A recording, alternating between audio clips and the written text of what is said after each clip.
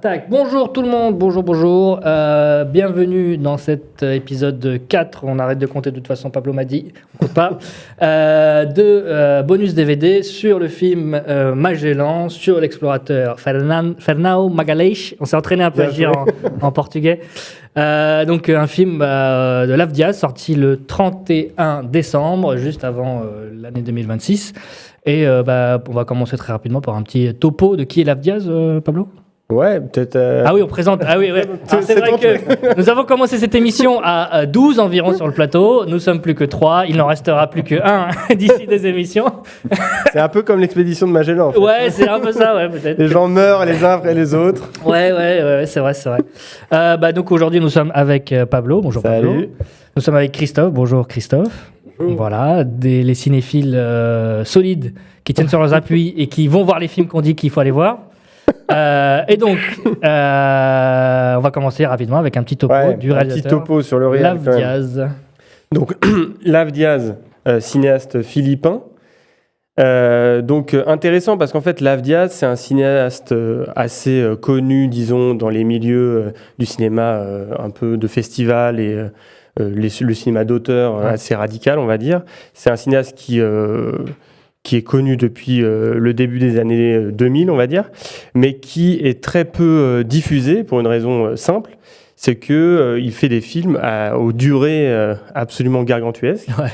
Donc il a émergé en faisant des films qui duraient entre 6, 7, 8, 9 jusqu'à 10, 12 heures. Donc des films qui ne sont pas du tout adaptés au marché occidental. Donc c'est un cinéaste qui est assez peu visible. Il a fait quelques films qui récemment ont pu accéder jusqu'aux écrans, on va dire français. Je pense à Norte, La fin de l'histoire, qui était un film qui durait à peu près 4 heures, je crois. La femme qui est partie, qui, si je ne dis pas de bêtises, est le film qu'il a consacré à Venise, puisqu'il a quand même reçu le Lion d'Or en 2016, ce qui est une récompense internationale hyper prestigieuse. Il avait aussi obtenu le Léopard d'Or de Locarno, donc c'est vraiment un réalisateur très très estimé, mais qui est très peu connu en fait du grand public parce que ses films sont dans des durées vraiment XXL. Moi j'en avais vu un qui s'appelait La Saison du Diable, qui durait 4 heures aussi. Et donc là, Magellan, je ne sais pas si c'est son film le plus court, mais bon, en tout cas, il fait que 2h40. Mais c'est quand même un projet qui est assez particulier dans sa filmo, dans le sens où c'est un projet donc court pour lui, 2h40, alors que lui-même dit qu'en gros, il avait de quoi faire un film de 9h. Ouais. Donc on pourra reparler du geste qui s'adresse, je pense, à un public plus occidental que ses précédents. Ouais. Parce que lui présente même le fait de faire des films très longs comme... presque un geste un peu politique de ne pas s'accorder en fait aux standards des marchés occidentaux. C'est ce que j'ai lu dans les différents entretiens. En fait, lui, il se dit pourquoi est-ce que je vais accepter le langage occidental pour me faire rentrer dans le système, alors que moi, ce qui m'intéresse, c'est aussi de créer mon propre langage cinématographique. C'est ça. Et lui, ça s'inscrit dans la durée, et donc il veut pas. Il se condamne en un sens à une forme de marginalité et de précarité, mais en tout cas, il a fait son bout de chemin jusque-là. Et donc là, Magellan, c'est un peu charnière pour lui pour deux aspects. Déjà, c'est plus court. Ça fait 2h40, donc c'est accessible aux écrans occidentaux. Ça a été présenté au Festival de Cannes. Et, fait majeur, l'acteur principal est donc Gaël Garcia Bernal, qui est un acteur très connu, une star de cinéma. Ouais. Et donc, ça rentre un petit peu dans, effectivement, ce type d'auteurs très radicaux qui, à un moment, pour ouvrir un peu leur cinéma, acceptent de faire un petit pas de côté et des petites concessions au marché. Sachant que même dans sa production, il est aussi produit avec des fonds portugais, espagnols et français. Le projet, alors si je rentre dans le détail peut-être du projet, juste de la manière dont ça a été fait, en fait, il raconte que le film est donc coproduit par Albert Serra, qui est donc un cinéaste espagnol. C'est un des meilleurs films de l'année dernière. Voilà, dont on a parlé ici plusieurs fois, Tardes de Soledad, Pacifiction, mais qui lui aussi a eu cette trajectoire de faire des films en gros de festival, et puis plus récemment faire des films qui l'ont ouvert à des publics un peu plus larges, notamment avec Pacifiction, Benoît Magimel. Il y avait eu La mort de Louis XIV aussi avec Jean-Pierre Léaud. Enfin, il a eu aussi cette trajectoire-là.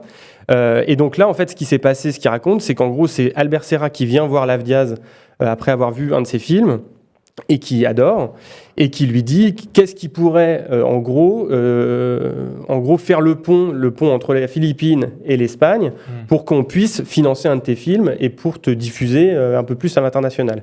Et c'est à ce moment-là donc, que Lave-Diaz dit, bah oui, il y a un sujet qui nous réunit, c'est celui de la colonisation. Et donc, c'est la figure de Magellan. Et donc, moi, je trouve ça intéressant d'entrée de jeu, c'est-à-dire que c'est un projet qui s'adresse à l'Occident, donc dans sa forme, mais qui, en gros, l'intègre, le dialectise presque, on va en reparler dans le film, mais complètement. C'est pas simplement, on en a plein, des cinéastes qui sont allés faire des films en France, des films en Europe, quoi, des cinéastes étrangers, mais lui s'empare de cette proposition pour dialectiser cette question-là. Je trouve qu'il arrive même à avoir les Occidentaux à leur propre jeu. En un sens, on peut le dire, mais on va pouvoir un peu voir comment ça s'incarne dans le film. Mais c'est vrai que on le voit dans la petite vidéo un peu marrante qu'on a montrée au début, où lui, en gros, trouve que c'est tout à fait légitime et agréable d'avoir un peu retourné le financement à son avantage, quoi, on va dire. Ouais, je crois que c'est intéressant. C'est vraiment, je pense, les bases d'un cinéma décolonial. Et du coup, c'est intéressant de voir à quoi il s'attaque, et notamment au mythe, par exemple. Il s'attaque au mythe avec toute une réflexion sur le mythe, et ça donne aussi pas mal de choses contre le cinéma commercial, qui aussi donne une forme intéressante. On pourrait parler du 4/3, mais on pourrait parler des plans, on pourrait parler de cette tentative de travailler avec des caméras qui sont des caméras jugées qui sont totalement accessibles, du rapport à la lumière. Et enfin voilà, il y a beaucoup de choses à dire sur ce film, et notamment de voir à quoi il s'attaque à proprement parler, et notamment à Magellan. Ouais, parce que on peut peut-être partir de là, c'est que moi, de mon point de vue, de quelqu'un qui a eu sa scolarité en France et qui essaie de changer les plans depuis là, qui a eu sa scolarité en France, Magellan, c'est un explorateur. C'est le premier tour du monde. C'est le premier tour du monde, et tu as l'impression que c'est le tour du monde en 80 jours. Il a pris son bateau, il est parti d'Espagne, et il a fait le tour du monde jusqu'à découvrir des îles Antilles. Et il a fallu attendre très longtemps dans mon parcours, personnellement, pour pouvoir déjà comprendre, par exemple, la figure de Christophe Colomb, qui est plutôt comparable, je trouve, comme Christophe Colomb, exactement, Mariam, qui en fait était un boucher, qui en fait était mu par des intérêts financiers. Des intérêts financiers, merci. Et qui arrive, dès qu'il arrive sur l'île, à Saint-Domingue, il commence à couper des mains, il réduit en esclavage tout le monde. Magellan, c'est un peu, le film va un peu s'attaquer à cette figure du mythe, et dans la mise en scène et dans ce que le film raconte, il va détruire totalement, je trouve, en 2h40, cette image. Voilà. En fait, ce qui est intéressant, c'est que, c'est un peu habituel de dire que la première scène d'un film le résume un peu, mais moi j'ai envie qu'on commence un peu la discussion par ça, parce qu'effectivement pour moi tout le programme est posé d'entrée de jeu, c'est-à-dire qu'il y a une première séquence que je trouve vraiment très très belle. En gros, le premier plan du film montre déjà une femme philippine, non, je crois que c'est à Malacca. C'est à Malacca, pardon. En Malaisie. En Malaisie, je crois. Je me tromper, c'est en Malaisie. En tout cas, on nous vend un film sur Magellan, et le premier plan, c'est pas sur Magellan. Et c'est sur une femme qui est en train de travailler dans une rivière. Voilà. Et qui d'un coup voit quelqu'un arriver hors champ. Or, ce hors-champ, c'est celui de la caméra, c'est-à-dire c'est un regard qui se dirige vers nous. Et elle est comme ça, terrorisée, terrifiée par la présence qui arrive, la présence qui est volontairement laissée hors-champ. Et ça va motiver chez elle une fuite terrifiée. Salam Boumed qui nous envoie des gens. Merci. Et du coup, là, il y a un truc assez saisissant d'un coup, de cette présence qui est absentée de l'image, mais cette présence qui est un peu rapportée à nous, et ça renjoue, je trouve, un petit peu l'idée que le film nous est aussi un petit peu adressé, c'est-à-dire qu'on est un peu mis dans la position de cette présence terrifiante. Du colon, quoi, tout simplement. Du colon. Et en même temps, le film raconte que c'est à travers son regard à elle qu'on va voir ce regard terrifié, qu'on va voir la présence de Magellan. Et non pas le regard angélisé, ou en tout cas plein d'adoration et justement de fascination, pour Magellan. On va voir le contre-champ, c'est-à-dire pas Magellan, le contre-champ de Magellan, c'est-à-dire ce regard terrifié de cette jeune fille qui, en voyant l'homme blanc pour la première fois, est à la fois... Alors, terrifiée aussi, on comprend qu'il y a aussi une histoire de mythe, puisqu'elle parle de prophétie, de l'arrivée de l'homme blanc. Alors, Alors on comprend qu'il y a quand même quelque chose qui se joue à l'endroit un peu du sacré, etc. Mais en tout cas, de toute façon, c'est un moment aussi de l'histoire du monde qui est assez fou quand deux populations, peuples se rencontrent. Et du coup, il y a vraiment ce moment-là que je trouve assez programmatique du film, de la question du regard et en fait du contre-champ en fait parce que des films sur les grands explorateurs sur Magellan je sais pas, mais il y en a eu sur Christophe Colomb. Ouais, on a eu celui de Ridley Scott notamment, voilà. Il y en a eu effectivement dans une démarche très épique. On se souvient de Lost City of Z aussi. Ouais, voilà. Qui raconte un peu. C'est vrai. En tout cas, il y a toujours cette idée de l'explorateur qui va à la rencontre des peuples indigènes et qui soit enfin, tu vois, s'il arrête et trouve une sorte de rédemption, soit. Mais là, c'est vraiment l'idée. Aussi, voilà, c'est pour la première fois. En tout cas, peut-être il y en a eu d'autres, mais en tout cas là, c'est prégnant. C'est de retourner le regard et de se dire, qu'est-ce que ça a été. En gros, les grandes explorations du point de vue des populations locales. Qui est la base du geste décolonial, comme tu disais tout à l'heure. C'est on va retourner, on va translater le regard et dire comment ça s'est passé. Oui, c'est une des dimensions les plus intéressantes du film. Hein, c'est que le regard blanc, en fait, là, est inversé, en quelque sorte. Quoi qu'on puisse penser à un moment donné qu'on se balade, en fait, en réalité, quand on est sur le bateau, on n'est pas tout à fait sur le regard blanc, parce qu'il y a le regard de l'esclave, aussi, qui est important, qui est plutôt le regard, d'ailleurs, un peu permanent. Il faut expliquer un peu. En fait, il y a, à un moment donné, Magellan achète un esclave à Malacca, qu'il va ensuite emmener dans tous ses voyages. Donc, il part de Malacca, il revient au Portugal, et il l'emmène dans son fameux tour du monde. Oui, c'est vrai qu'on n'a pas résumé le film, mais Ouais. le film démarre en Malaisie. Ouais. Donc à la première, en gros, une des premières expéditions dans laquelle Magellan n'était pas le capitaine, mais de laquelle il est revenu. Donc en fait, le film commence en Malaisie, puis retourne donc au Portugal, en Espagne, pour la mise en place de sa grande expédition autour du monde. Ouais. Et donc après, le dernier mouvement du film, c'est le voyage et ce qui va se passer, ce qui va causer sa perte. C'est ça. Et dans ces mouvements, ce qui est intéressant aussi, c'est que du coup, Magellan, par exemple, est très humanisé. Il a une femme, il est blessé, il y a la gangrène d'ailleurs, une sorte de métaphore de la pourriture qu'elle a. Mais du coup, c'est pas non plus une tentative d'en faire un monstre. Non. Mais tu trouves pas qu'il est dans la mise en scène, surtout moi, ce qui m'a frappé dans la mise en scène, notamment dans le voyage en bateau, c'est qu'il est misérable, ce mec. Ouais, il a quelque chose. Déjà, il marche en boitant, il est gros, il dort dans la rue. Enfin, je veux dire, tu vois direct que ses motivations sont financières, qu'il n'est pas là pour. Alors, c'est vrai qu'à la fin, il y a l'évangélisation aussi, qui arrive, il commence à devenir fou à la fin, mais je sais pas. Moi, je trouve que. Tu penses qu'il devient fou à la fin ?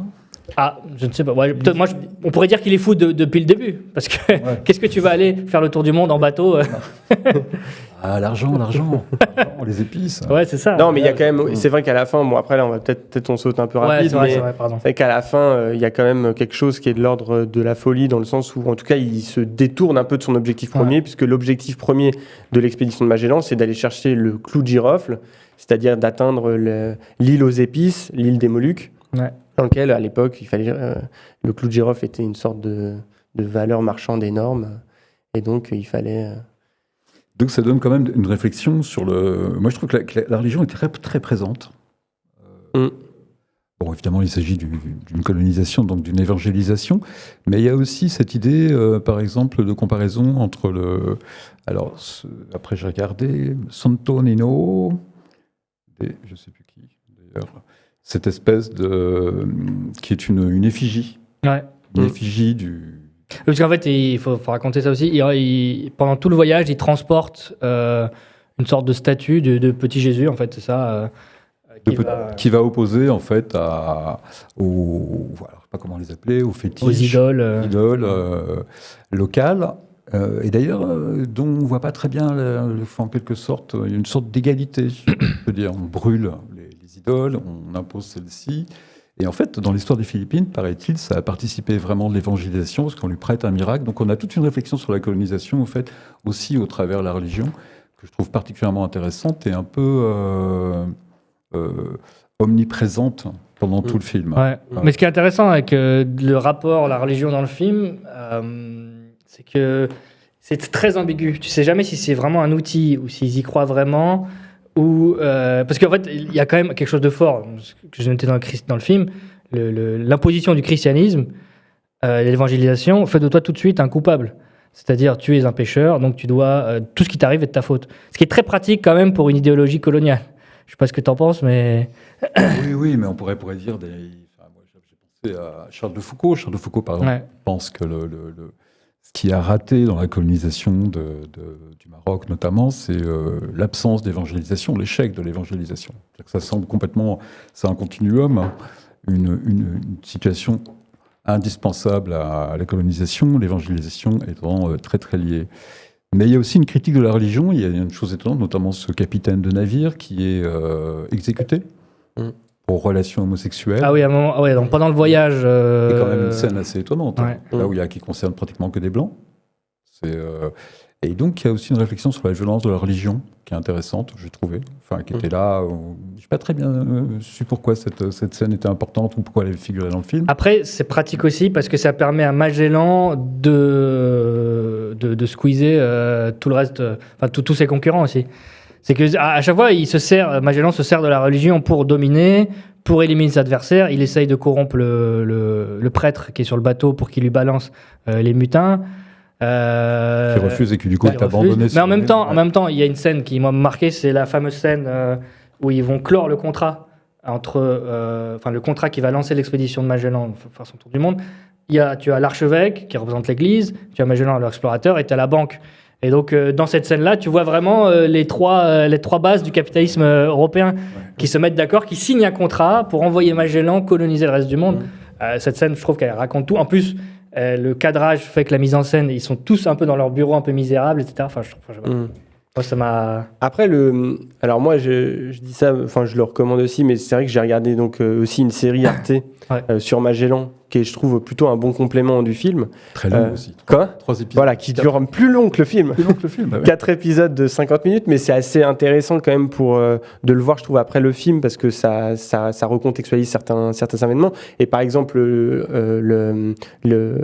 l'événement avec le sodomite, en tout cas, c'est un événement qui est vraiment arrivé. Bien sûr. Ça fait partie. En fait, on remarque que tout ce qui est dans le film est très proche. L'AFDIA, c'est beaucoup documenté. Et donc, c'est très proche de la réalité, tous les événements qui sont documentés. Et il y a quelque chose, la position de Magellan était particulière, parce que c'est un Portugais qui, en gros, signe avec le Royaume d'Espagne pour partir en expédition, parce qu'en fait, il est un peu snobé au Portugal, et donc, en fait, il séduit le roi Charles Quint, qui lui donne le commandement de cette grande expédition, mais dans laquelle, en fait, il est vu d'un œil assez mauvais par ces espèces de sbires espagnols. Et donc, en fait, il est un peu double traître, Magellan. Il est à la fois traître du Portugal et, en fait, vu un peu comme un traître aussi, ou potentiel traître, sur sa propre expédition. Et c'est pour ça que ce qui est intéressant, c'est que tout son périple est jonché de tentatives de mutinerie, de coups d'État. Et bon, il montre, et le film le montre assez bien, c'est que Magellan, c'était aussi un stratège politique. Et donc, il a effectivement, on voit pendant tout son périple, fait exécuter tous les dissidents, etc. Et il a survécu à plusieurs mutineries. Il a même abandonné le prêtre du bateau. Voilà, le prêtre du bateau alors on le comprend ça plus dans le documentaire, mais en gros, c'est un de ces capitaines espagnols dont le rang il pouvait pas se permettre en fait de l'exécuter. Donc, c'est des us et coutumes de l'époque, j'imagine. C'est dommage que Youssef soit pas là. Dommage. Mais en tout cas, comme il peut pas le tuer, il l'abandonne sur une île déserte, quoi. Donc c'est un capitaine qui a abandonné. Est-ce que dans le film c'est un curé, non? Parce qu'en fait, ils sont partis le prêtre, c'est les ils sont deux. Ah. En fait, ils sont partis à 5 bateaux. On le voit pas vraiment dans le film, ça pour le coup, mais ils sont partis à 5 bateaux. Donc Magellan dirigeait le vaisseau amiral, on va dire, et puis il y avait des capitaines qui dirigeaient les 4 autres, quoi. Et donc en fait, peu à peu, il a essayé de manœuvrer les dissidences des autres bateaux et des capitaines espagnols qui essayaient de lui ravir le pouvoir, quoi. Bon, là, il y a quand même un truc à dire, c'est qu'il y a quand même des effets spéciaux dans le film. Oui, alors c'est un film filmé en 4 tiers avec un petit appareil, mais il y a des effets spéciaux. Alors, tu penses à quoi exactement? La bataille navale. Ah oui. Ça m'a surpris au générique à la fin, parce que du coup, Attends, tu parles du moment où ils échangent des coups de canon? Ouais. Ouais. C'est vrai, ils sont très gentils, on n'est pas dans Avatar 3 là. Parce qu'en fait, ce qui est intéressant, je trouve, dans le film, c'est qu'en gros, l'idée du film, pour moi, c'est d'aller contre le récit mythologique, héroïque et épique, et donc de ramener, en fait, une expédition coloniale à ce que c'est avant tout, c'est-à-dire des hommes sales, malades, pauvres et moches, Et avides de... et violents, sur un bateau, pendant des jours et des jours et des jours à s'emmerder, au point que effectivement il y en a deux qui vont attraper coucher ensemble, attraper le scorbut et en fait ça ramène en fait une forme de matérialité, de réalité un peu matérielle de ce que c'est, parce que les conditions étaient dégueulasses, hein. Ils dormaient à même le bateau, enfin je veux dire ils sont affamés, enfin ils buvaient du vin H24, enfin c'était vraiment des conditions qui étaient terribles et donc le film je trouve saisit assez bien ça, c'est-à-dire de ramener vraiment les conditions matérielles. Un truc de l'expédition comme un moment d'ennui, un moment de périssement quoi. Et en même temps il y avait ce truc où ils savaient pas vraiment où ils allaient, où forcément ils allaient vers l'inconnu. Et c'est une sorte de folie. Hein, voilà, et c'est pour ça que la question de la religion, je pense, c'est importante, parce qu'il faut croire en quelque chose. Et dans le récit, par exemple, de son scribe, il raconte que souvent, pendant les moments de tempête, en fait, il y avait des éclairs qui tapaient les mâts, etc. Et eux voyaient ça comme des apparitions divines. C'est suggéré dans le film. Ouais, il y a une tempête, et donc ils prient. Et tu sens qu'en fait, ils sont quand même mus par quelque chose qui est de l'ordre du divin, et que forcément, je pense qu'ils y croient vraiment. Je pense qu'il y a vraiment quelque chose qui leur donne la force quand même de continuer, parce qu'il faut être un peu fou, parce qu'il faut savoir qu'ils descendaient comme ça toute la côte argentine, et que peu à peu, en fait, il faisait super froid. Enfin, il s'approchait quand même. Parce que c'est pas le lucre qui les motive. Hein, je crois. C'est quoi ? C'est pas le lucre, c'est pas l'argent qui les motive. Alors, dans le film, je trouve que on le voit pas trop. Si je suis honnête, moi, ce qui les motive. Mais on comprend. Enfin, je veux dire, oui, il y a un aspect de la folie à un moment qui prend ces gens. Parce oui, il y a une espèce de mégalomanie, quoi. Ouais, voilà. Et puis à la fin, c'est vraiment la mégalomanie avec Magellan qui essaye de devenir le roi de cette île. En les évangélisant tous, etc. Parce que l'expédition de Magellan, c'est l'histoire d'un pari, en fait. Ouais. C'est Magellan qui dit au roi d'Espagne, je pense qu'il y a un moyen d'atteindre les Indes par l'ouest. Alors qu'en islam, on a interdit les paris. Malin qu'on est. Et donc il dit, je pense qu'il y a un passage en gros, pour passer à travers l'Amérique. Ouais.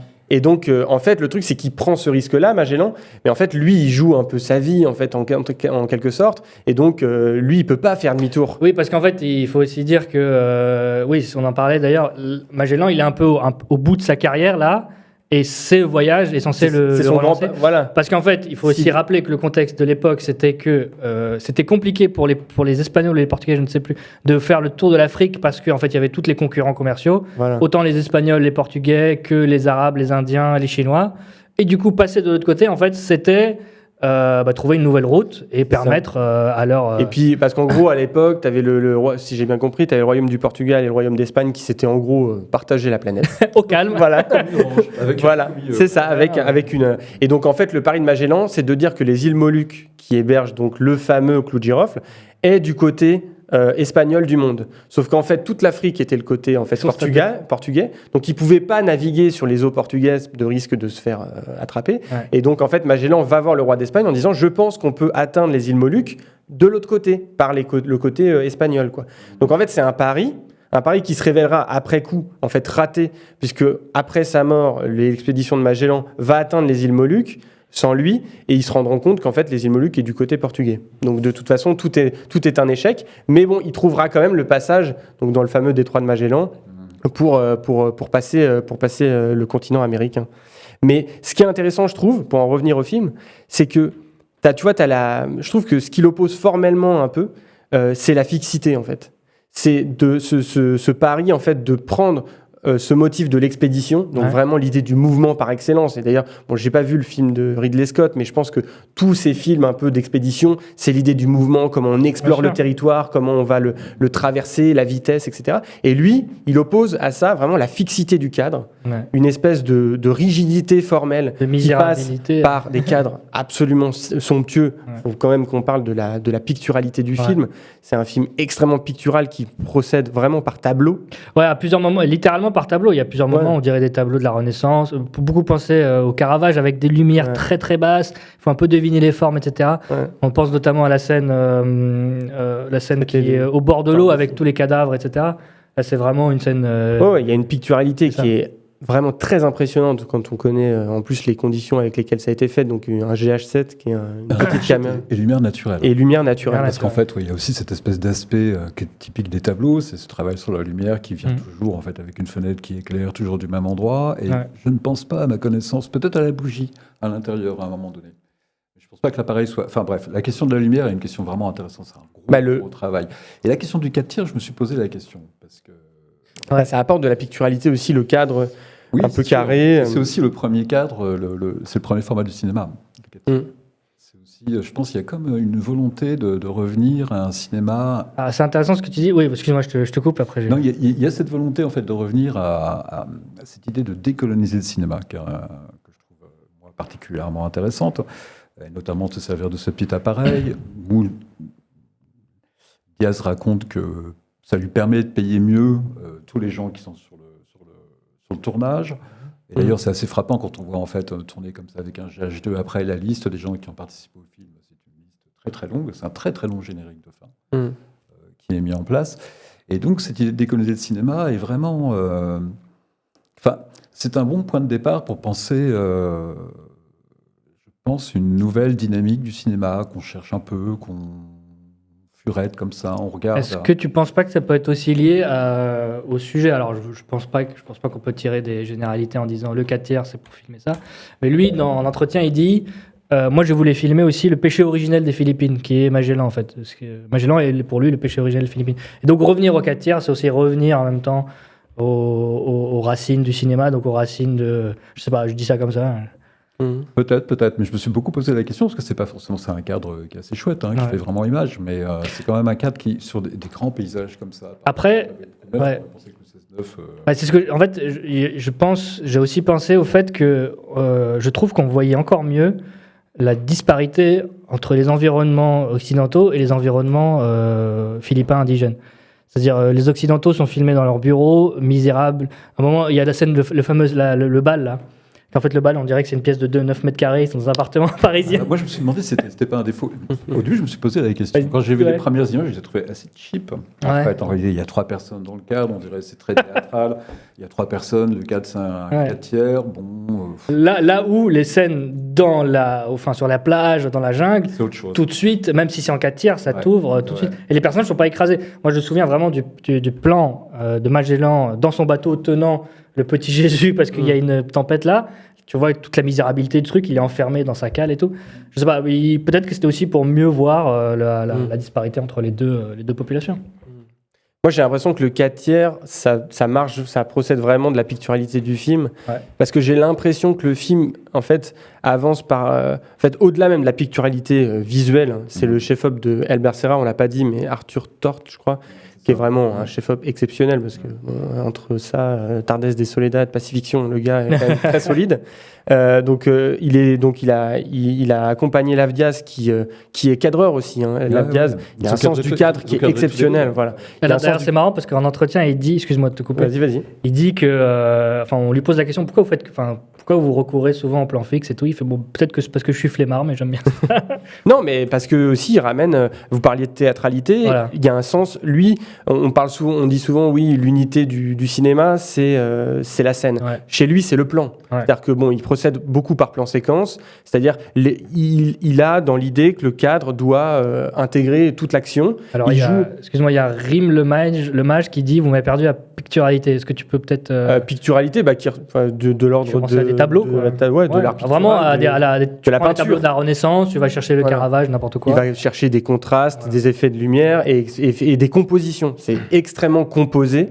Donc chaque plan est un petit théâtre. C'est ça. Mais au-delà même de la composition des cadres, je trouve qu'en fait le film est composé par tableau, dans le sens où le film n'a pas un sens du récit très ficelé.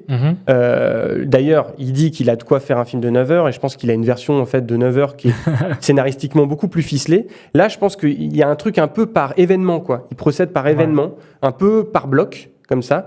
Et chaque plan est comme une sorte de... un peu une scène, comme l'était dans l'art pictural, c'est-à-dire rendre un peu un moment Donc il y a le moment. Ah oui, je vois ce que tu veux dire. tu vois, Une sorte du sodomite. en fait, ça peut faire penser un peu alors, un triptyque dans un tableau, Voilà. dans une église, tu vois. Chaque tableau raconte un peu.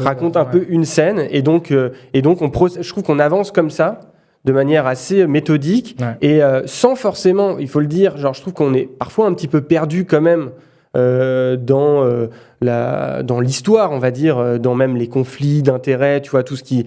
Après, c'est très minutieux, enfin, c'est très complexe ce qui s'est passé sur ce tableau, mais on sent que l'intérêt de Lavdiaz est pas dans l'idée de nous raconter l'histoire au sens du détail, c'est vraiment de rendre des scènes, de rendre des moments. Ouais, c'est d'autant plus vrai que, par exemple, moi j'étais frappé au début je pensais que tout serait en plan séquence. Et à un moment donné, il y a une séquence qui se fait en 2 plans. Et en fait, le fait de mettre 2 plans côte à côte pour raconter une même scène, ça surprend. Tu penses à... C'est un plan sur la plage qui doit être un film qui doit être au bout d'1 heure peut-être, je sais pas, peut-être un peu moins, un plan très long. C'est un peu surprenant, mais il y a un autre aspect moi qui m'a vachement intéressé, c'est la reconstitution, parce qu'en fait autant il y a beaucoup de récits, c'est lui qui le raconte sur la vie sur les bateaux, il y a de la matière, autant sur les peuples d'origine, les indigènes, il n'y a pas grand-chose, et donc il a été obligé d'inventer. Parce que je me suis posé la question à un moment donné, par exemple, sur ces figures, en fait, ces totems, c'est la religion d'avant. Je me suis demandé où est-ce qu'il avait puisé ça, s'il y en avait trace ou pas. Et je me suis demandé comment il avait fait ça, s'il fallait dessiner, s'il avait des... Tu parles des divinités qui font brûler en arrivant. Qui font brûler, ouais. D'accord. Mais aussi les vêtements. Oui, les tatouages aussi. Les tatouages. Ouais. Après, c'est beaucoup raconté dans le journal de bord, en fait. Mais je pense dans le journal de bord. Ouais, mais, un peu angélisé peut-être. Peut-être aussi, ouais. Enfin, c'est lui qui raconte qu'il a dû en fait nécessairement reconstruire des trucs qui étaient pas... des trucs qui avaient disparu. Oui, ou qui étaient... Parce que voilà, la colonisation c'est un ravage et donc les cultures ont disparu et donc les traces de ces cultures ont disparu aussi. Donc ça c'est intéressant aussi ce travail un peu de démure, d'historien. Mais c'est intéressant et en même temps... De quoi ? Bien dans le micro. Ah ok. Je parle tellement bas. Et en même temps, moi j'ai vu le film avec Youssef. Et Youssef parle au cinéma, il faut le savoir. Mais là c'était intéressant parce que c'est un film qui te laisse le temps de te faire ton avis sur le plan.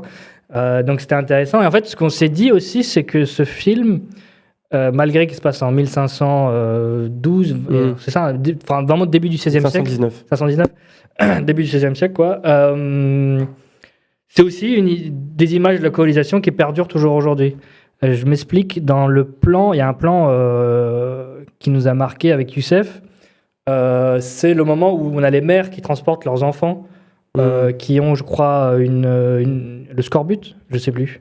La grippe, on sait pas très bien. Ouais, une maladie. C'est pas dit, c'est pas précisé. Non, parce qu'à un moment donné, Magellan donne une confiture qui permet de soigner, qui et donc permettrait, on se dit qu'en fait c'est une carence qu'ils auraient, qui les aurait tués.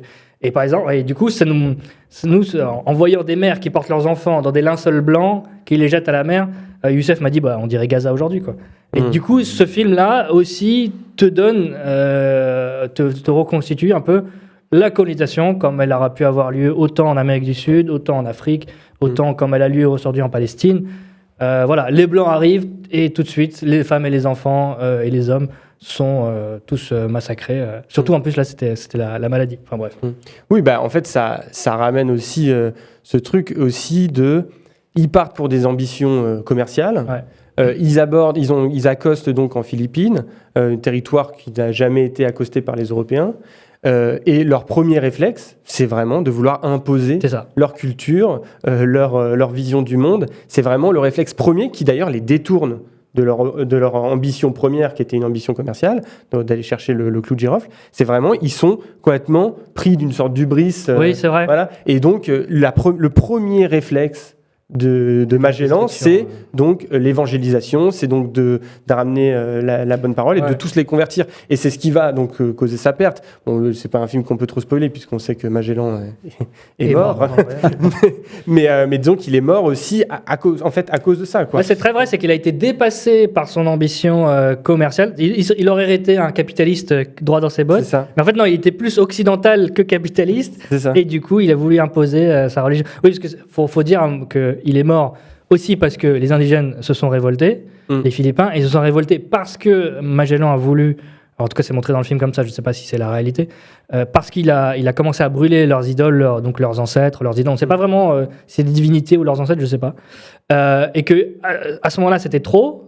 Et donc ils se sont rebellés, notamment grâce à l'esclave qui a rangé un petit bisbille avec la tribu d'à côté. Et donc ils se sont fait dégager à ce moment-là. Mais en fait, juste pour peut-être préciser, en gros ce qui se passe, il me semble, c'est que en gros ils sont dans un processus d'évangélisation et t'as un chef de tribu qui refuse en fait de cette évangélisation. C'est ça. C'est le fameux Lapu-Lapu. Non, ils inventent un mythe local. Alors, c'est ça. C'est très malin en fait. En fait, ils disent que si vous vous barrez pas, on vous conseille de vous barrer. Donc les Philippins disent aux Portugais, on vous conseille de partir parce qu'en fait, il y a une sorte de démon local qui s'appelle Lapu-Lapu qui va tous vous égorger. Et les Occidentaux, enfin les Magellan n'y croient pas, ils pensent que c'est un fantôme, etc. Et en fait, à la fin, ils finissent par tous se faire. Ils les ont prévenus au moins une fois, quoi.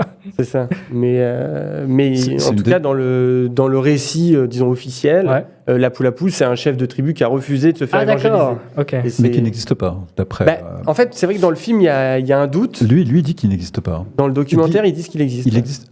Dans le documentaire, lui, mais ça finit même, c'est même étonnant parce qu'il le dit en voix off, une sorte de voix off à la fin, comme quoi Lapu-Lapu n'existe pas du tout. C'est un.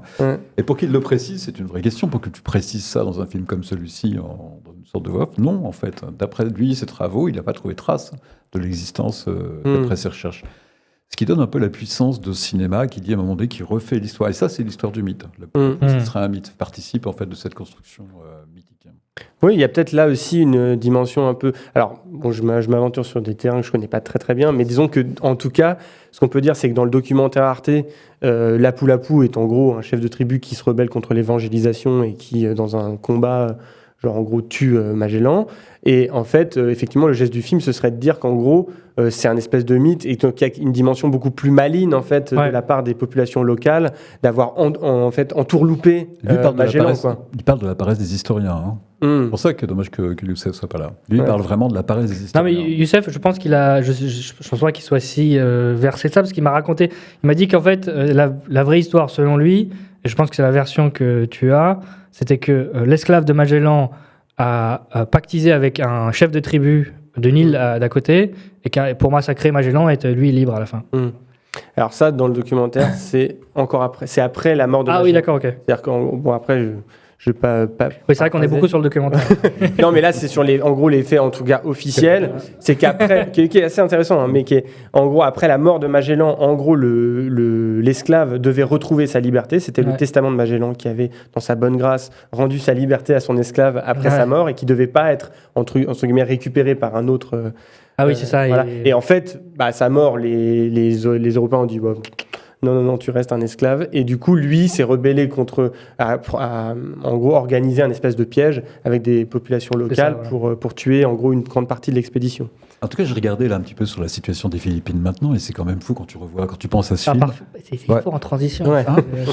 Vas-y. Les Philippines sont aujourd'hui l'unique pays catholique et aujourd'hui l'unique pays catholique d'Asie. Plus de 80% de la population est catholique. Hein. Après, il y a aussi la Corée du Sud qui est évangélisée à mort. Hein. Ah ouais, alors ça, je sais pas. Mais en fait, dans les entretiens, Lav Diaz, je continue sur ton point, Lav Diaz dit lui-même qu'il considère son pays comme étant toujours colonisé. Parce qu'en fait, la Philippine, c'est une histoire de colonisation depuis Magellan. C'est pour ça qu'il dit que c'est le péché originel, c'est-à-dire il y a eu les Portugais et ensuite il y a eu, il me semble, les Espagnols, je ne sais plus. Et ensuite il y a eu les Américains. Et il y a eu pendant la Seconde Guerre mondiale aussi les Japonais qui ont fait des massacres là-bas. Et en fait, depuis la guerre froide, c'est un peu aussi une dépendance aux États-Unis qui est très forte. Et en fait, ils n'ont pas su faire une lutte de libération nationale pour, je sais pas, comme d'autres pays, comme je sais pas, par exemple l'Algérie au hasard, et avoir une dépendance. Et que aujourd'hui, ils sont, Lav Diaz, il dit lui-même que ils sont colonisés aussi mentalement parce qu'ils n'arrivent pas à concevoir une conception des Philippines qui n'est pas dépendante d'une autre grande puissance, que ce soit la Chine ou les États-Unis. Donc c'est pour ça que la colonisation a fortement marqué la pensée philippine que fait, finalement, on va rester colonisé jusqu'ici, quoi. En parlant pour revenir juste un peu sur le côté formel, moi, ce qui m'a frappé au début et ce qui m'a gêné, c'est l'absence de gros plans. Je sais pas si c'est Ça, c'est un truc dont il parle, Lavdiaz. Il en parle. Il en parle dans le fait que, effectivement, le gros plan, c'est une unité standard, en gros, du cinéma occidental, et que lui, en fait, il y a aussi chez lui un geste de s'affranchir de ça. Et je pense que lui, procédant aussi par scène et par plan, a besoin d'encadrer comme ça, d'encapsuler toute une action. En gros, n'est pas très intéressé par le gros plan. Mais il y a quand même, je te laisse après, Je t'en prie. dans ses compositions, il joue beaucoup avec la profondeur de champ, avec l'avant et l'arrière-plan. Lui, il s'affranchit aussi du flou. C'est-à-dire qu'on a beaucoup tendance à gérer les profondeurs de champ avec du flou, avec des reports de points. Lui, il casse le flou pour avoir vraiment des grandes profondeurs. C'est ce qui donne aussi la Ce picturalité. que j'aime bien, c'est qu'en fait, c'est tout ce que Christophe aime, il le fait pas. Et ça me régale. Et du coup, il n'y a pas de gros plans, mais parfois, il y a des avant-plans très marqués. Ouais. Je pense à un plan, par exemple, qui est un plan après une espèce de bataille comme ça. On voit un homme dormir à l'avant-plan, ou peut-être qu'il est mort. J'avoue, j'ai plus le souvenir très précis, mais en tout cas, voilà, il est très à l'avant-plan et l'action se passe à l'arrière-plan, très loin en fait, et on entend assez bien le son qui se passe. Mais du coup, il n'y a pas de gros plan, mais par le jeu des profondeurs, parfois, il retrouve quand même des Oui, c'est l'intérêt du 4/3, de ne pas avoir beaucoup de bokeh. Mais il y a ça, parce que je me demandais en fait ce que ça voulait dire vraiment décoloniser le cinéma. Donc il y a cette absence de respect, il y a bien cette idée de respect du spectateur. Lui, par exemple, les lances en gros plan, en ralenti qui traversent, c'est l'exemple qu'il donne, qui traverse ses blessures. On n'a pas de scène de bataille. Tout est hors champ. Ouais. Tout est hors champ. Toute la violence est hors champ. La violence est omniprésente. Le corps des enfants. Alors, la violence, on peut dire la violence... symbolique. Non, mais la violence physique. Je veux dire, la bataille. Tout le film, c'est une histoire de violence quand même. C'est qu'une histoire de violence. Oui, mais elle reste hors champ. Tout ce qui est spectaculaire, toute la baston. Ouais, parce que c'est pas le sujet du film, je trouve. Mais... C'est pas le sujet du film. Non, et ça rentre aussi... dans ce... Ouais, pardon, vas-y. Pardon. Non, mais c'est aussi, dans son idée, c'est aussi un respect de l'audience. Un respect du spectateur. C'est un peu comme l'idée du gros plan. Dès que tu fais un gros plan, en fait, tu écris. Alors, on n'est pas dans Indrajab, là. Non, c'est sûr. On n'est pas chez Kautar. Non, mais il y a une manière de prendre soin du spectateur, en tout cas de ne pas lui imposer une représentation qui pourrait le heurter. Mais il y a aussi là-dedans, moi j'y vois aussi un prolongement de ce que je disais un petit peu tout à l'heure, c'est-à-dire l'idée d'absenter un peu tout ce qui fait vraiment action et de lui préférer la fixité. Donc il n'y a pas de bataille, mais il y a toujours le post-bataille, c'est-à-dire les corps jonchés, les conséquences, les hommes qui sont... Donc il y a cette espèce de manière d'être toujours après l'événement, en marge de l'événement, de décentrer en fait le regard de ce qui ferait d'habitude vraiment la matière première d'un film classique. Sauf ses coups de canon alors. Oui, mais qui sont filmés de très loin. Très loin. Et ils ont l'air ridicules. Voilà, ça fait splash. Avec des... Non, mais c'est pourquoi ? Non, mais moi je trouve que c'est dans cette idée. Pourquoi ? Non, mais c'est intéressant ce que tu dis parce que en fait, ça, dans sa mise en scène, ça rappelle que la colonisation, ce n'est pas des batailles, ce n'est pas des événements précis, c'est les conséquences longues d'une imposition, d'une domination par la violence de l'Occident. C'est la destruction aussi d'un passé, etc. Non, mais du coup, c'est intéressant que dans sa mise en scène, il arrivait à faire passer ce message. Ouais, tu veux dire quelque chose, Christophe ? Non. Parce que je me permets juste de rebondir sur les coups de feu, parce que moi, ce qui m'a surpris, par exemple, dans le documentaire Arte, parce que moi, comme je ne suis pas historien, j'ai juste regardé un documentaire, mais par exemple, les coups de feu, c'est beaucoup de moments pour célébrer, qui ne sont pas forcément des trucs guerriers, je crois. Où en fait, ils communiquent, enfin, c'est pas qu'ils communiquent, mais quand ils ont des bonnes nouvelles ou des trucs, ils tirent un coup de feu pour fêter un truc. Ouais. Et donc, je sais pas si dans le film, c'est un moment guerrier ou si c'est un moment de célébration, en fait. Parce que, oui, ils se tirent pas dessus. J'ai pas compris, en fait, d'ailleurs. Oui, mais il y a un truc où on les voit très loin, les coups de feu. Pour moi, c'est vrai que les bateaux explosent après. Donc on dirait que c'est une mutinerie ou je sais pas. C'est vrai que c'est très bizarre. C'est un peu flou, mais ça rentre dans cette idée que le film est pas du tout didactique sur la précision un peu, et qui est vraiment dans une recherche de matérialité, de qu'est-ce que c'était à l'époque matériellement, de ramener un peu le sale, l'aspérité. Est-ce que c'est pas une volonté de ridiculiser un peu ? Je sais pas s'il y a une volonté de ridiculiser. Ouais. Moi, je pense que c'est ramener au réel. Ouais. C'est-à-dire casser le mythe, mais le ramener à sa quotidienneté. Et je pense pas qu'il y ait de geste non plus de ridicule, parce que je pense qu'il n'y a pas besoin de le ridiculiser pour casser le mythe, en fait. Il suffit de la ramener à ce que c'est matériellement. C'est-à-dire des hommes... des lascars qui sont sur un bateau. Qui sont avides de pouvoir et qui sont, qui puent. Alors ça, on ne peut pas le sentir, mais ouais, c'est... En opposition aux indigènes qui sentent bon. Qui sont un peu sur le paradis, quoi. On va dire, leurs îles sont magnifiques. Alors c'est vrai qu'il y a la question de la maladie. Non, il y a quand même un paradis, je sais pas trop, parce qu'il y a quand même, c'est toujours frappant, et c'est assez chouette, ce rapport au paysage. Ça bouge tout le temps. Il y a tout le temps du vent. Il y a toujours l'impression que la tempête est là. Et, c'est une région de typhon, en fait. C'est très gris, ouais. Il n'y a pas non plus une idéalisation un peu paradisiaque de la nature. Il n'y a pas ça du tout. Non, mais après, il s'en remet à une forme de puissance. Enfin, il y a un truc quand même où on sent que c'est son endroit, je trouve. T'as trouvé que la nature était bien filmée, par exemple? Je trouve, elle est magnifique. Ouais. Pas toi? Si, mais j'ai pas trouvé qu'il y avait une attention particulière, comme chez Malik, par exemple. Sur la non, nature. il est moins dans... La nature est plus... elle est dans le plan, encore. Ouais, mais il y a... Ouais. En fait, je pense que ça revient un peu à ce que tu disais tout à l'heure. Tu me dis si tu es d'accord avec moi. C'est... En fait, vu qu'ils filment le réel, les explorateurs ont l'air ridicules parce que réellement, ils sont ridicules. Et bon, ce village, cette forêt est magnifique parce qu'elle est magnifique de base. Mais moi, j'ai eu cette sensation. Je trouve que les moments de creux du film, en fait, c'est les moments au Portugal, en Espagne et un peu sur le bateau. Je trouve que c'est un peu le cœur du film, mais c'est un peu les moments où je trouve que parfois, j'ai l'impression que la mise en scène de Lavdiaz est un petit peu poussive. Là où, en fait, je le trouve beaucoup plus... chez lui. Il est dans un camp, et du coup, je le trouve beaucoup plus intéressé de filmer la nature, de filmer les tribus, etc. Et j'ai l'impression qu'il est plus libéré à cet endroit-là. Mais je ne saurais pas dire à quoi précisément ça tient. Il y a un truc bizarre sur les bateaux, par exemple. C'est vrai que le mouvement du bateau est complètement effacé. Mais non, mais je pense que le bateau n'avance pas. Non seulement le bateau n'avance pas, alors qu'il est censé, même au moment de la tempête, il n'y a pas de tentative de reconstruction du mouvement Non, il a tourné sur le vrai bateau. Le seul bateau, en fait, il y a 2 bateaux de l'expédition qui sont revenus en Espagne. Il y a un bateau qui a fait dissidence et qui a fait en fait demi-tour un peu et qui a quitté l'expédition au moment du détroit de Magellan, je crois, du passage. Et puis il y a un bateau, parce qu'en fait il y a que 13 personnes, je crois, qui sont revenues de l'expédition du fameux Tour du Monde. Et donc je crois qu'il reste 2 bateaux. Je sais pas si les 2 sont encore visitables, mais il y en a un en tout cas qui a été transformé en musée. Et c'est dans ce bateau-là qu'ils ont tourné. Mais moi je pense que le bateau il avance pas dans le tournage. Mais en même temps, ça ramène aussi à ce truc.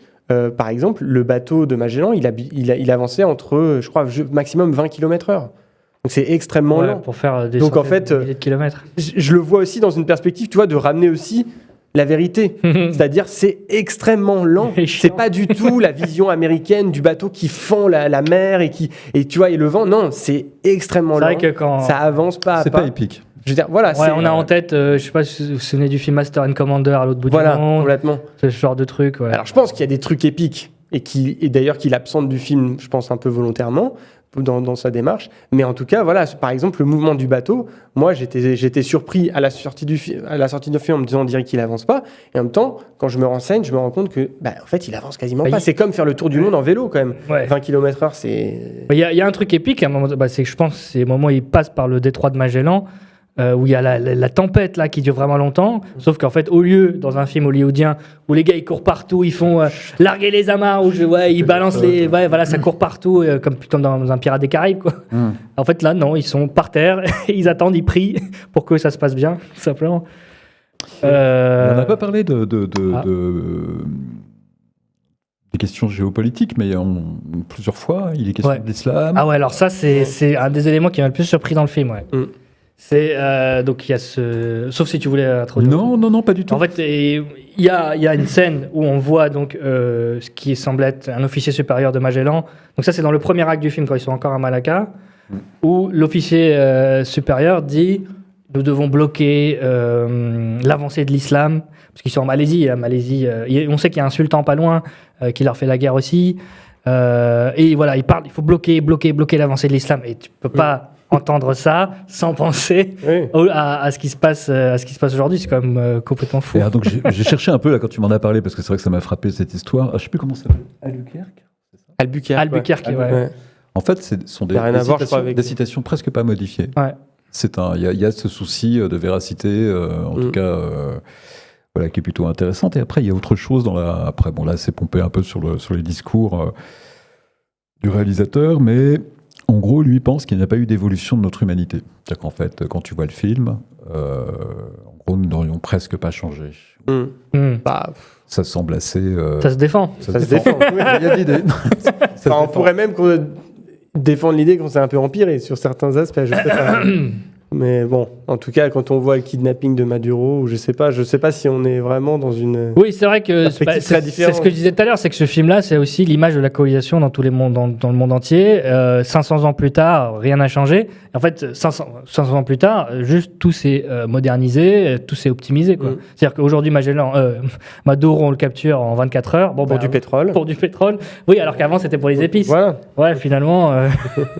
Et les bateaux vont maintenant Un peu plus vite. Un peu plus vite. Basta. Non, c'est vrai que on peut se demander. Après, c'est un peu tout le cœur du mouvement décolonial de remettre en question cette modernité occidentale. Hein. Bien sûr. Et je pense que le film est totalement là-dedans. J'ai lu d'ailleurs dans une interview chez Tsunami, je crois, Ouais. que, alors moi je l'avais pas vu, mais apparemment qu'on verrait dans certaines scènes du bateau, on voit des villes modernes. Oui, j'ai vu ça aussi, oui. Voilà, et que en fait, alors moi je l'avais pas vu, ça m'a pas marqué à la projection, mais visiblement c'est le cas, et que en gros Olaf Diaz aussi, il a choisi de laisser ces moments un peu anachroniques volontairement pour créer une sorte de rapport passé-présent, de réflexivité à ce niveau-là. Donc je pense que l'idée du film est complètement encore là-dedans. Bah, il y a ce plan, peut-être. Excuse-moi. Ce qui est Micro. Ouais, pardon. Ce qui est intéressant dans les dents, c'est que 4 ans qu'on fait des émissions, le mec, il sait toujours pas parler dans le micro. Par pitié. Si je parlais dans le micro, pas dans le micro. Ouais, je te jure. Mais du coup, j'ai perdu ce que je voulais dire. Ah, pardon. Sur le passé-présent. Sur le passé-présent, oui. Passé. Bon, peut-être, moi, j'allais prendre un autre exemple d'une autre scène qui m'a marqué, parce que je l'ai vu en vrai. À un moment donné, on voit Magellan face à une tour qui se passe au Portugal. Je sais pas si vous vous souvenez, c'est un plan marquant du film. Et en fait, cette tour existe vraiment. Moi, je l'ai visitée et tout. Et je pense que quand tu es portugais et que tu vois ce film, sachant que c'est un truc hyper connu à Lisbonne, hein, c'est l'attraction touristique numéro 2 ou 1, tu vois. Tu fais direct le parallèle entre toi, Magellan, qui est dans ta même position que toi. En plus, tu arrives, tu vois exactement la même chose. Là, il y a eu des effets spéciaux, parce qu'en fait, il y a des rambardes qui ont été ajoutés pour les touristes. Mais je pense que oui, totalement dans le film, il y a des appels toujours entre le passé et le présent qu'il a laissé volontairement, ça m'étonne pas. Oui, ça j'ai retrouvé. Dans l'idée, cette idée de déconstruire les mythes, déconstruire le mythe. Donc là, on peut entendre le mythe d'un point de vue historique. Ouais. L'histoire, donc pour lui, les historiens sont feignants, il y a une absence de travail. Mais si on prolonge ça sur la société contemporaine, là maintenant, la question du mythe devient... je ne sais pas à quel point elle est opérante. On pourrait parler par exemple du mythe du progrès. Ça, c'est un mythe. Ouais. On combat. Mais si on applique ça à Trump, par exemple, la question du mythe, C'est-à-dire. est-ce que c'est opérant? Mais je vois pas. Le mythe Trump. Ouais. Est-ce qu'il y a un mythe Trump qui est en train de se construire? Est-ce que dans le... Un petit peu. Après, peut-être pas chez nous, mais peut-être pas ici en tout cas. Si tu cherches les mythes en fait qui sont opérants. Là, mais qu'est-ce que tu entends par mythe exactement? Aujourd'hui, quel serait le mythe à combattre? Bah après, le mythe du progrès en moi je vois plus presque le mythe Obama par exemple. Hein? La civilisation, c'est un gros mythe. Oui, bien sûr. Bah, l'Occident comme étant détenteur. Après, je trouve que c'est en train de s'effondrer depuis Gaza.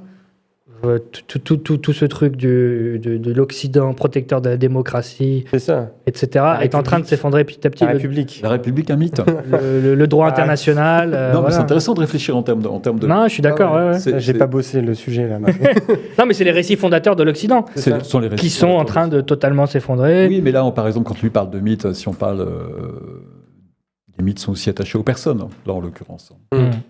Pour beaucoup. Bah oui. Magellan, par exemple, c'est un mythe, au sens où son histoire a été écrite. Si là maintenant on pourrait dire quel est le mythe à combattre. Mais toi, tu trouves vraiment que les mythes tiennent aujourd'hui? Alors, moi, pour le coup, je trouve qu'on est dans une période. Le mythe de la colonisation, par exemple, le mythe de la découverte du monde, c'est un vrai mythe. Enfin, c'est quelque chose qui. Tu trouves encore? Moi, je trouve qu'on est petit à petit dans une période de grande clarification, quoi. Ah ouais. J'ai jamais autant entendu que les Américains, en fait, ils ont massacré les Amérindiens. J'ai jamais entendu autant que en fait cette démocratie occidentale qu'on nous vend est un mythe. Je trouve que petit à petit, dans une période de grande clarification, plus en fait les États-Unis deviennent brutaux, plus le miroir, plus la violence en fait, le camouflet en fait, ouais, c'est ça. Non, et c'est l'intérêt aussi de la mondialisation du cinéma. C'est-à-dire qu'il y a aussi beaucoup... je pense que Magellan prend place quand même dans une démarche un peu... là, on voit beaucoup de films qui viennent quand même questionner les actions occidentales. Je pense... Albert Serra avait fait Pacifiction qui questionnait l'action de la France en Polynésie. Je pense aussi le film Le Rire et le Couteau dont je parlais dans les tops de l'année, qui questionnait aujourd'hui un peu la place du Portugal en Guinée-Bissau. Enfin, je pense qu'il y a quand même... Le Portugal est très en avance sur ça, je trouve. Ouais, il a c'est l'histoire coloniale du Portugal qui est particulière. C'est que eux, le Portugal s'est aussi libéré de la monarchie, de la dictature, contre la guerre coloniale qu'ils faisaient en Angola. Donc je pense qu'il y a aussi ce côté-là qu'ils sont un peu en avance. Mais oui, c'est vrai qu'on voit de plus en plus ça. Moi, je trouve que les mythes, aujourd'hui, à notre époque, s'effondrent de plus en plus. Moi, j'en vois un point quand même. Il y a cette idée de, par exemple, l'Europe. Là, dans le rapport avec les États-Unis, tu as l'impression que l'Europe devient plus une colonie. Oui, un vassal. Un vassal, et donc plus... Je dirais pas une colonie quand même, parce qu'on est partie prenante. C'est un peu fort. Mais néanmoins, quelque chose qui relève d'une soumission. Moi, je dirais un alignement, tout simplement. Soumission, je dirais peut-être pas jusque-là. Ah ouais, là. Parce qu'en fait, une soumission... J'ai l'impression que après on part dans un autre débat que le film. Mais juste pour clore ce truc, pour moi, une soumission, ce serait un peu contre nos intérêts. Là, tu peux pas dire que les intérêts occidentaux européens ne sont pas totalement alignés. Je sais pas, c'est discutable. C'est une autre discussion, qu'on aura sur une autre émission. En tout cas, je pense qu'effectivement, il y a quand même un mouvement qui est ouvert au sein dans l'art aujourd'hui pour justement déconstruire et questionner un peu les mythes, un peu dans la perspective de, comme on avait ces mouvements un peu de retirer les statues ou de questionner la place des statues dans l'espace public. Je pense que c'est une dynamique quand même qu'on a aujourd'hui, dans laquelle je pense Magellan s'inscrit un peu, qui aussi arrive aussi avec l'émergence de cinéastes non occidentaux qui accèdent aux moyens, à la possibilité de faire des films à plus gros budget. Donc je pense que c'est... Tu connais le budget de ce film d'ailleurs ? Non, c'est une bonne question. Est-ce que vous pourrez l'avoir ? Mais je pense qu'il y a un truc quand même marrant, parce que moi, juste pour la petite histoire, je suis allé le voir donc le premier jour de la sortie. D'ailleurs, il y avait PAF dans la salle. Je ne sais pas s'il est encore dans le... Il était dans le chat tout à l'heure. Et il pourra confirmer, mais en fait, le film, c'est assez amusant, parce qu'en fait, il est vendu... D'ailleurs, on regardait la bande-annonce avant de lancer le stream, qui était assez épique pour le coup. Il est vendu comme un gros film sur Magellan. Il est là, et avec une star de cinéma en couleur. Donc, il y a quelque chose qui est vendu aux spectateurs, et je pense qu'il y a une dissonance, en fait. Et Paf pourra confirmer, je ne sais pas si c'était votre cas, mais il y a beaucoup de gens qui quittent la salle. Ah ouais, nous, beaucoup de gens quittent la salle. Parce qu'en fait, avant d'être un grand film épique sur Magellan, c'est avant tout un film de Lave Diaz. Et donc, il y a une espèce de petit piège, je pense. Avec la bande-annonce, tu veux dire ? Avec la bande-annonce. Alors, la bande-annonce, justement, je ne suis pas sûr que ce soit... Qui fait la bande-annonce, là ? C'est le distributeur, mais en tout cas, il y a quand même, tu vois, il y a tous les éléments, la star de cinéma, le grand mythe Magellan, c'est quand même, le titre s'appelle Magellan, il s'appelle pas Tuer Magellan ou Abat Magellan, le film s'appelle Magellan, il sort comme ça en fin d'année, un peu événementialisé, je vois, il y a quand même des affiches dans la rue, il y a où UGC Léal, en tout cas, il était à l'entrée, et je pense qu'il y a beaucoup de gens qui vont le voir par intérêt historique, et en fait, qui se retrouvent aussi face à une œuvre de cinéma très radicale, voilà, d'auteur, et je pense qu'il y a beaucoup de gens qui sont... Enfin, en tout cas, moi, par exemple, devant moi, il y avait 2 personnes qui mangeaient des bons becs.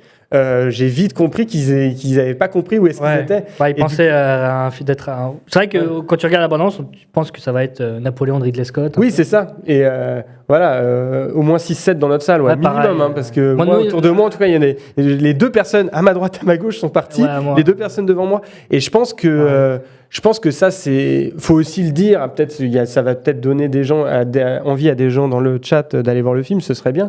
Mais que c'est intéressant sur le mythe Magellan, sur la manière de déconstruire, mais c'est aussi un très très beau film de cinéma, mais très radical.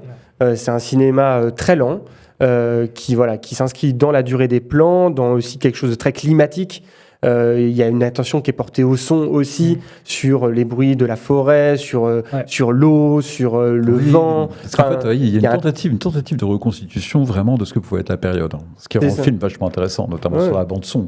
Exactement. Et il y a un plan, par exemple, moi que j'ai trouvé très très beau, très hypnotique, où en fait on dérive sur la rivière et il y a la pluie qui se met à tomber. Avec, il y a une sensibilité. Voilà, atmosphérique dans le film qui est très impressionnante et qui est très belle, qui en fait fait aussi du film une espèce d'expérience un petit peu. Il y a un côté au cœur des ténèbres un peu conradien un peu. C'est ça. Et il y a un truc. Le film, faut l'accepter. Faut un peu accepter que c'est un rapport au cinéma différent. Après, moi, il y a des moments drôles quand même dans le film. Il y a des moments drôles. Ouais, franchement, en fait, il y a des. Je dis, quand je disais que tout à l'heure, on trouvait souvent les Portugais ridicules, il y a des moments drôles quand même. Qu'est-ce que tu fous là ? Casse-toi, je rentre chez toi. Le gars, il est là, dans son armure, en train de galérer, ils se font crever dans la jungle. Vous voyez, il y a des moments qui m'ont fait rire, parce que vraiment, je les ai trouvés. La scène de l'alcool, vous avez noté cette scène ? La scène de l'alcool est magnifique. Parce que là en fait, c'était surprenant. Elle est incroyable. Alors, en fait, le gars dit oui, allez, viens, on va boire un verre ou un truc comme ça sur l'alcool. Ouais. Et c'est un Philippin donc qui dit ça, à l'espagnol. Ouais. Et quelques temps après, ça augure du massacre. Ils vont tous les massacrer. Parce que donc, justement, il joue déjà l'indigène alcoolisé, le fameux. J'ai pas compris si l'alcool était déjà sur place, il existait, ou si l'alcool avait été importé par les Espagnols. Je crois qu'il était déjà sur place. Mais en plus, ce qui est marrant, c'est que c'est la scène. Dans la même scène, juste avant, il lui propose le verre, il lui dit attention, il y a la poule qui va venir te buter, etc. Et il comprend que le gars, il va pas, l'indigène, le Magellan ne va pas donner crédit à ça. Il fait bon, bref, vas-y, bois un verre, on va tous vous buter, ne vous inquiétez pas. Non, mais moi, quand tu as dit l'alcool, moi je pensais surtout au discours de l'officier supérieur qui en fait est torché. Il dit faut arrêter, il faut arrêter la progression de l'islam. Nous sommes là pour évangéliser la planète, pour le roi. Je sais plus comment il s'appelle le roi. Bref. Le roi du Portugal. Le roi du Portugal. Et après il s'effondre totalement torché. Et en fait tu vois. Il a beaucoup. C'est une scène assez longue en plus. Ouais. Qui finit sur un mec. Sur un mec par terre. Et ce qui raconte tout simplement. Mais ça va aussi dans. Enfin, le truc ridicule, moi je trouve, c'était aussi les scènes.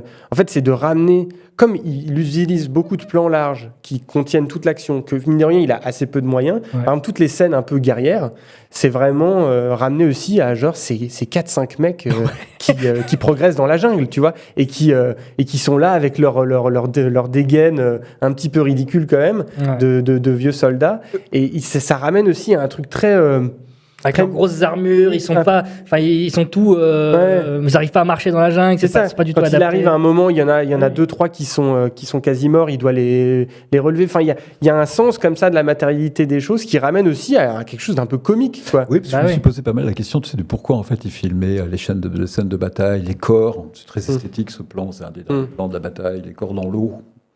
Mais en fait, ils sont servis des armures, pour de vrai, d'après les recherches qu'a fait le réal, ils sont servis des armures pour piéger les Espagnols à la sortie de l'eau, quand ils avaient les pieds dans l'eau. En fait. Parce que les armures les encombraient. Et Magellan est mort les pieds dans l'eau. Magellan est mort les pieds dans l'eau. Voilà. Non, il y a un truc dont on n'a pas parlé, je trouve, c'est effectivement, qu'on a évoqué, mais peut-être on finira là-dessus, mais... j'en sais rien, mais qui décide. J'ai l'impression que tu voulais finir. Vas-y. Non, mais c'est la présence effectivement de l'esclave qu'on a, qui est en fait, parce que le film se termine quand même par une voix off de l'esclave. Et moi, je me suis dit, tiens, c'est étonnant parce que j'ai l'impression dans toujours ce jeu un petit peu que le film opère avec le spectateur et sa position d'Occident, machin, dont on a un peu, c'est que à la fin. Il y a cette voix off donc de l'esclave et je me suis demandé si au final c'était pas lui le personnage principal du film. Mais moi j'ai compris que c'était lui en fait, une des voix de. C'est pas celle des Blancs, c'est pas celle c'est la sienne. Là, c'est ça. Et qu'il y a sur la question du regard, tu vois. C'est le sien. C'est le sien. Ouais, c'est le sien. Et donc je disais au début de l'émission qu'il y avait cette idée du regard de l'indigène qui porte sur le colon et ce regard terrifié. Et en fait, après, il est un peu le vaisseau du regard du film, c'est-à-dire cet indigène qu'on a enlevé de Malacca, qu'on a ramené au Portugal, qu'on a ramené aux Philippines et qui accompagne constamment Magellan. Ouais, moi j'ai compris que c'était ce regard-là. Ouais. Mais ce qui est intéressant, c'est que dans sa position à lui, il est dans un entre-deux. On ne sait pas à un moment donné s'il est vraiment. Ça se trouve, on ne sait pas s'il est vraiment chrétien, si en fait il a vraiment un peu oublié ses racines, on va dire. Et à la fin, il finit par trahir quand même, enfin par redevenir en fait finalement. Il change aussi d'habit. Et il me semble à toute fin, on le voit torse nu avec la même tenue. Et il trahit quand Magellan est mort quand même. Ouais, c'est ça. Il y a quand même c'est vrai qu'il a une position particulière. Il a une position ambiguë, donc je sais pas, peut-être qu'il voit aussi un peu le peuple philippin en ce moment dans son personnage-là. Je sais pas si on peut extrapoler jusque-là, mais... En tout cas, lui, peut-être sa position de cinéaste. Ouais. En tout cas, c'est peut-être qui collabore aussi avec l'Occident, qui prend des fonds. Ouais, c'est vrai, c'est intéressant. Ouais, c'est une bonne idée. En tout cas, film incroyable. Film très chouette, très intéressant. Très beau, très lent. Très lent, il faut Après, ça laisse le temps de réfléchir. Mais en tout cas, si vous voulez y aller, je pense qu'il faut se dépêcher quand même parce que ça fait là maintenant 15 jours qu'il est sorti. Je pense qu'il va pas rester très longtemps à l'affiche. Alors attends, il y a Paf qui dit c'est clairement une épreuve de foi selon certains, mais c'est drôle puisque le film parle aussi d'une épreuve de foi. C'est un grand film sur le doute dans la religion aussi. Ah, tu trouves je ne sais pas. Je trouve que le rôle de la religion est très ambigu dans ce film. Hein. Tu sais jamais si c'est un instrument, si c'est une vraie croyance, si c'est un instrument de domination, je sais pas. Je sais pas. Mais en tout cas, la question religieuse est au centre. Bien sûr. Et beaucoup plus que la question, en fait. Enfin, je trouve que c'est une opération du film de ramener la question religieuse vraiment au centre du projet de Magellan, là où j'ai l'impression qu'historiquement, quand même, la question commerciale est quand même centrale. Ouais. En fait, ça montre que c'est vraiment dialectique. On dit ce mot à chaque émission, j'ai l'impression, mais la relation spirituelle, religieuse, commerciale, ça, c'est vraiment un mélange qui s'auto-alimente. En fait, l'un se sert de l'autre pour s'étendre, tout simplement. Et oui, c'est les intérêts de l'Église, d'évangéliser. Il y a aussi ça aussi. C'est l'intérêt les intérêts de l'Église. Tu l'as noté au tout début. Mais c'est quand même une grosse victoire de Magellan, avec le recul. Puisque l'ensemble des Philippines à 80% est devenu catholique. Et ceci dit, grâce à un miracle. Un miracle. Qui est un vieux classique. Oui. Alors on se demande ce que c'est. Ah oui, toi tu parles du miracle de la guérison de l'enfant. Ouais. Oui, c'est vrai. Grâce à un miracle. Est-ce que c'est une victoire de Magellan? Pas de la colonisation, en tout cas. Oui. Après, je veux dire, chaque colonisation a laissé sa trace dans tous les pays. Même en Algérie, aujourd'hui, on voit les traces de la colonisation française. Bien sûr. Dans tous les pays. Bon, en tout cas, Magellan, son héritage est aussi... c'est aussi le premier tour du monde. C'est aussi Le premier tour du monde? Le premier tour du monde, ouais. Ah ouais. Après, c'est pas lui qui l'a terminé. Mais oui. Mais bon, à la fin, ils étaient quand même 13. Ils sont partis à 200 et quelques, ils sont revenus à 13. Et donc, c'est aussi comme ça que restera Magellan dans l'histoire, aussi. Avec ce film, ça démonte un peu ce truc, ouais. Oui, parce que de toute façon, le film s'arrête à la mort de Magellan, donc voilà. Est-ce qu'on s'arrête nous aussi à la mort de Magellan? Merci à vous, ça donne envie, super. Top. Allez, foncez voir le film. C'est un film à aller voir, à défendre. Donc, les prémices d'un cinéma décolonial. Ouais. En tout cas, ça fait partie d'un geste qu'on pourrait. Et c'est intéressant que ça vienne aussi du Portugal et de l'Espagne. Tu parlais du Rire et le couteau, c'est un peu. C'est vrai. C'est pas de la France. Cinéma ibérique. C'est clairement pas de la France que ça vient, ce type de geste. Je pense que ça fera. On peut attendre longtemps avant de voir un tel cinéma produit en France, non? Il faudrait réfléchir. Après, il y a eu Pacifiction, mais qui est symptomatiquement réalisé par un Espagnol. Ouais. Donc, il y a le prochain film d'Abdel Malik, non? Ah, ça, je sais pas. Je sais pas trop de quoi il parle exactement, mais j'ai vu passer les affiches dans le métro il y a pas longtemps. Bon, mais en tout cas, c'est très intéressant et on reviendra. Je sais pas, c'est quoi notre programme on a plusieurs idées, je crois. Il y a Palestine 36 peut-être. Ah oui. Qui va être très compliqué à voir puisqu'il y a une distribution chaotique. On l'a pas vu, mais bon, on recommande. Je pense, oui, il faut aller le voir. Alors, Youssef m'a dit que Alain Grèche lui a dit qu'il était bien. Donc, allez le voir. Le film est super, même la pluie. Ah oui, tant bien de la Lubia, ouais. Et d'ailleurs, Gaël Garcia est dedans. Ouais, c'est ce qu'il dit. Mais je veux dire, quel lien avec... je crois que c'est un film dans la veine décoloniale aussi, je crois. Non, mais ça fait un peu le prolongement pour ceux qui étaient au Ciné-Club sur Bruce Lee, la conversation que vous aviez eue avec Maya, qui essaye un peu de dessiner les contours d'un cinéma décolonial. On va publier, non ? Ouais, bientôt. Mais qui s'est perdu un peu dans les fêtes de fin d'année. Dans les drives. Mais oui, elle essaye un peu de définir un peu les contours d'un cinéma décolonial, alors sur d'autres éléments, elle, avec Bruce Lee. Mais je pense qu'effectivement, là, Magellan, on peut tenir comme ça le début d'une réflexion, parce qu'après, cinéma décolonial, qu'est-ce que ça voudrait dire ? Mais en tout cas, Olivier Marbeuf, lui, c'est un peu son idée. Enfin, je l'avais vu raconter en interview qui parlait justement des conditions de production, de faire aussi des films en dissidence en gros des formes de financement hégémoniques. Et je pense que Magellan, c'est peut-être un petit malin. Il y a quelque chose qui répond à ça. Ouais. C'est un peu.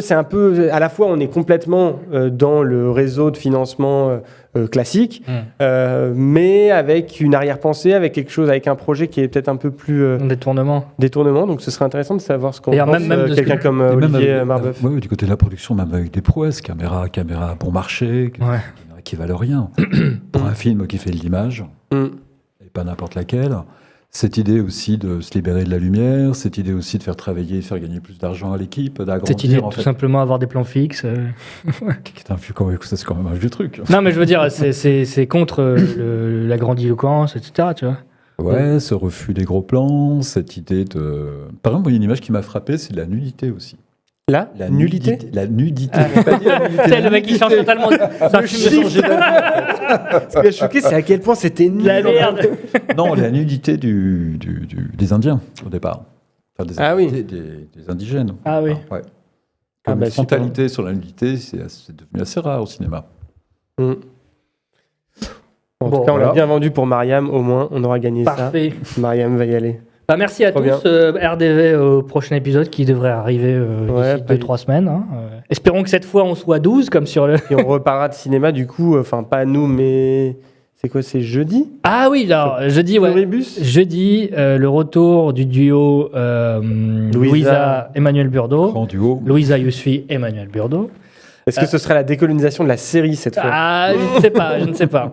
En plus, moi j'ai entendu des trucs de militants antiracistes américains qui étaient un peu bof sur cette série. Moi je l'ai pas vu personnellement, mais. Moi je l'ai vu, ouais. Ça parlait de White Savior ou je sais pas quoi. Bon, en tout cas, bref, jeudi prochain. J'aurais des choses à dire là-dessus, c'est assez étonnant. Eh bien, nous en parlerons juste après. Donc jeudi prochain, retrouver Louisa Yousfi, Emmanuel Burdeau à 21h.